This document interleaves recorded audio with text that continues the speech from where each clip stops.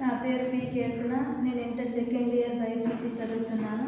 ఈరోజు నేను చెప్పబోయే టాపిక్ ఇచ్చిన ద్రావణంలో గ్లూకోజ్ని గుర్తించుట. ఉద్దేశ్యము: ఇచ్చిన ద్రావణంలో గ్లూకోజ్ని గుర్తించుట. కావలసిన పరికరాలు: పరీక్ష నాళిక, స్పిరిట్ దీపం, నమూనా ద్రావణము, బెండిక్స్ రియేజెంట్. విధానము: ముందుగా 4 పరీక్ష నాళికలను తీసుకొని దానికి ABCDలుగా గుర్తించబలను. గుర్తించిన ABCD పరీక్ష నాళికలలో ABCD కొంత నమూనా ద్రావణాన్ని తీసుకోవాలి.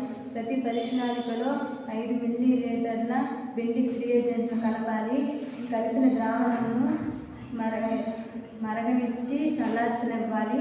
పరిశీలన: ఇచ్చిన ద్రావణం యొక్క రంగు ఆకుపచ్చ నీలంగా మారితే దానిలో గ్లూకోజ్ లేదని నిర్ధారణ అయింది. ఇచ్చిన ద్రావణం యొక్క రంగు ఆకుపచ్చ పసుపు రంగులోకి మారితే దానిలో గ్లూకోజ్ 0.25% ఉందని నిర్ధారణ అయింది. ఇచ్చిన ద్రావణం యొక్క రంగు ఆకుపచ్చగా మారితే దానిలో గ్లూకోజ్ 0.5% ఉందని నిర్ధారణ అయింది. ఇచ్చిన ద్రావణం యొక్క రంగు నారింజ పసుపు రంగులోకి మారితే దానిలో గ్లూకోజ్ 1% ఉందని నిర్ధారణ అవుతుంది. ఇచ్చిన ద్రావణం యొక్క రంగు ఎరుపు రంగులోకి మారితే దానిలో 2 లేదా అంతకంటే ఎక్కువ గ్లూకోజ్ ఉందని నిర్ధారణ అవుతుంది.